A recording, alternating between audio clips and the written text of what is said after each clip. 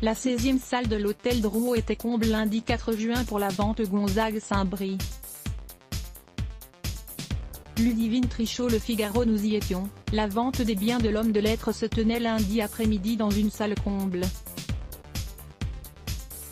L'intégralité des 404 lots, tous plus abracadabrants les uns que les autres, a trouvé preneur pour 190 000 €, montant 3 fois supérieur à celui estimé par le commissaire-priseur Alexandre Millon.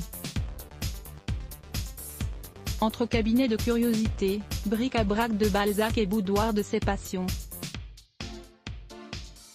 Rien sans amour, telle était la devise de Gonzague-Saint-Brie, personnage à la chevelure romantique et aux multiples visages, homme de lettres, journaliste et historien.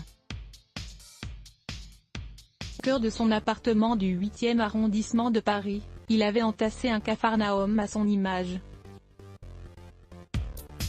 Le public est venu en nombre ce lundi pour assister aux enchères de ses biens à l'hôtel Drouot.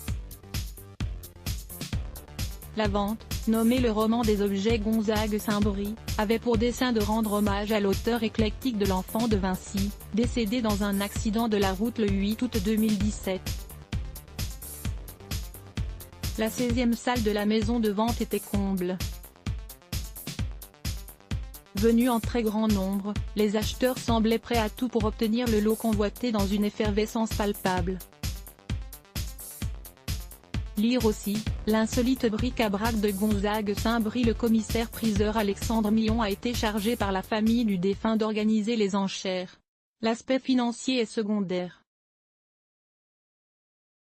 Notre rôle est davantage un relais de mémoire, expliquait-il avant la vente. Chaque objet a une importance émotionnelle et affective. Il estimait que l'événement pouvait rapporter au maximum 60 000 €. Le résultat aura de loin dépassé ses espérances. L'intégralité des 404 lots a trouvé acquéreur pour un montant 3 fois supérieur à celui prévu, soit 190 000 €. Les mains en bronze d'Igor Mitoraï, clou de la vente et Gonzague-Saint-Brie. Millon. Et qui aurait pu imaginer qu'une reproduction d'armure en métal du Moyen-Âge portant un tricorne, un masque en bois représentant une tête d'éléphant et une lampe en forme de cœur composée de coquillages rencontrerait autant de succès. Les lots qui se sont écoulés au prix les plus élevés, davantage classiques, ont un lien direct avec l'histoire de leur ancien propriétaire. C'est le cas de la correspondance du marquis de Sade, acquise pour 2080 €, qui a inspiré Saint-Brie dans la rédaction de son livre Marquis de Sade, l'ange de l'ombre. Estimé entre 10 et 20 €, le panneau de bois avec la devise du défunt auteur, Rien sans amour, s'est vendu au prix de 6 500 €. Enfin, les mains, une statue de bronze d'Igor Mitoraï, a été acquise pour 5 590 €, soit près de 6 fois son évaluation. 190 000 € de recettes pour le Capharnaüm de Saint-Brie. Le grand salon néo-gothique de l'appartement parisien de Saint-Brie.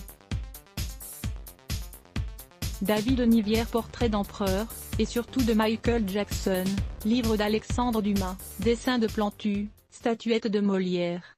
Les enchères ont débuté à 13h30 dans un cadre intime. Le décor romanesque de l'appartement parisien de l'auteur a été recréé dans la salle de Drouot.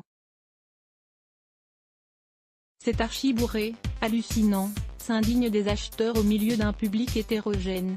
Les coups de marteau fusent et les enchères s'envolent en live comme en ligne. Attention mesdames, il est très dangereux de dire bonjour en levant la main par ici, plaisante Alexandre Millon quand une dame du public salue un ami à l'extérieur. L'entrée de la 16e salle de vente de l'hôtel Drouot était encombrée par un public aux aguets. Ludivine Trichot. Le Figaro. À 72 ans, Danielle est une habituée de Drouot. Elle venue dans l'objectif d'acheter une lettre manuscrite de Chambord pour l'un de ses amis. Estimée entre 80 et 100 €, cette dernière s'est vendue le quadruple de son prix. C'est beaucoup trop cher, le commissaire-priseur est dépassé, s'indigne l'acheteuse qui n'a pas enchéri au-delà de 250 €. Pierre est un admirateur de Gonzague-Saint-Brie. Dans son sac, il cache un cahier d'autocollants où l'on peut trouver une dédicace des années 1970 de son idole. Son rêve est d'acquérir la valise en cuir Louis Vuitton de l'écrivain, estimée entre 50 et 80 €.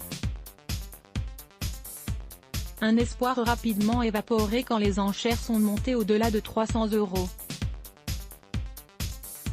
Lire aussi, à Amboise, l'adieu à Gonzague Saint-Brie, la magie a opéré, se réjouit Alexandre Millon. Toujours dans un souci de préserver dans le temps la mémoire de Gonzague Saint-Brie, sa société a décidé d'utiliser les 190 000 € de recettes pour financer un projet porté par l'écrivain durant des années. Cela contribuera à la création d'une maison d'écrivains, à Chanceau-près-Loches, explique-t-il. Un projet cher à Gonzague Saint-Brie qui partageait son temps entre Paris et la Touraine, un homme qui ne faisait rien sans amour.